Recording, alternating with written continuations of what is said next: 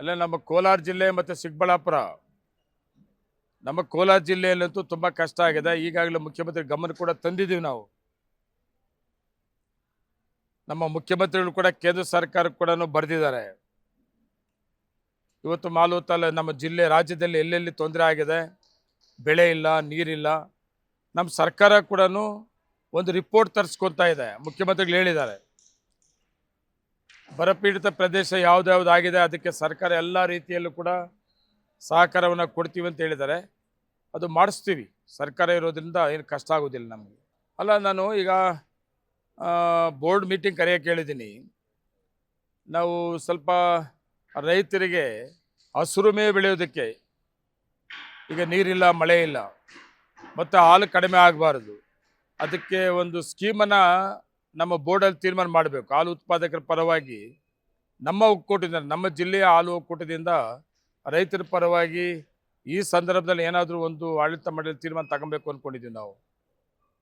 ಅದು ಆಡಳಿತ ಮಂಡಳಿ ಚರ್ಚೆ ಆಗಿ ತೀರ್ಮಾನ ಮಾಡ್ತೀವಿ. ಹಾಲಿನ ಬೆಲೆ ಹೆಚ್ಚಿಗೆ ಮಾಡೋದಕ್ಕೆ ಈಗಾಗಲೇ ಸರ್ಕಾರಕ್ಕೆ ನಾವು ರಿಕ್ವೆಸ್ಟ್ ಮಾಡಿದ್ದೀವಿ. ಮತ್ತು ಮುಖ್ಯಮಂತ್ರಿಗಳು ಇಲ್ಲಿ ಬಂದಿದ್ದ ದಿವಸ ಹಾಲು ಉತ್ಪಾದಕರು ನಮ್ಮ ಜಿಲ್ಲೆಯಿಂದ ಕೂಡ ಸುಮಾರು ಜನ ಹಾಲು ಉತ್ಪಾದಕರಿಗೆ ಕಾರ್ಯಕ್ರಮದಾಗ ಭಾಗವಹಿಸಬೇಕು. ಮತ್ತು ಹಾಲಿನ ರೇಟು ಬೇರೆ ರಾಜ್ಯಗಳಲ್ಲಿ ನಮ್ಮ ನಂದಿನಿ ಬಿಟ್ಟು ಬೇರೆ ಹಾಲು 8 ರಿಂದ 10 ರೂಪಾಯಿ ರೇಟ್ ಜಾಸ್ತಿ ಇದೆ.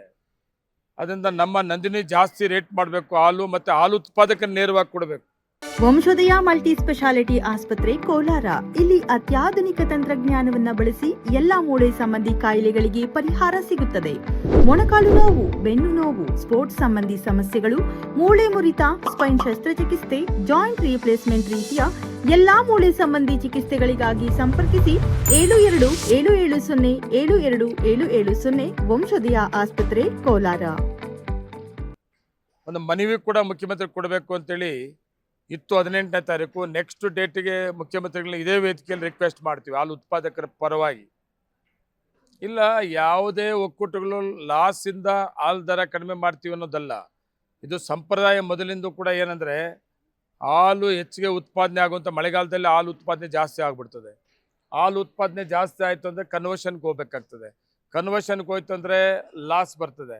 ಅದರಿಂದ ಸಾಂಪ್ರದಾಯಿಕವಾಗಿ ಹಾಲು ಹೆಚ್ಚಿಗೆ ಆಗುವಂಥ ಸಂದರ್ಭದಲ್ಲಿ, ಕನ್ವರ್ಷನ್ಗೆ ಹೋಗುವಂಥ ಸಂದರ್ಭದಲ್ಲಿ ಹಾಲು ರೇಟ್ ಜಾಸ್ತಿ ಮಾಡೋಂಥದ್ದು, ಮತ್ತು ಹಾಲು ರೇಟ್ ಜಾಸ್ತಿ ಇದು ಜಾಸ್ತಿ ಕಡಿಮೆ ಮಾಡೋದು, ಜಾಸ್ತಿ ಮಾಡೋಂಥದ್ದು ಇದು ಮೊದಲಿಂದ ಕೂಡ ಸಂಪ್ರದಾಯ. ಇದು ಇವತ್ತು ಯಾವುದೇ ಒಕ್ಕೂಟ, ಇವತ್ತು ಕೋಲಾರ ಒಕ್ಕೂಟ ಕೂಡ ಹಾಲು ಕಡಿಮೆ ರೇಟ್ ಮಾಡಿದ್ದೀವಿ.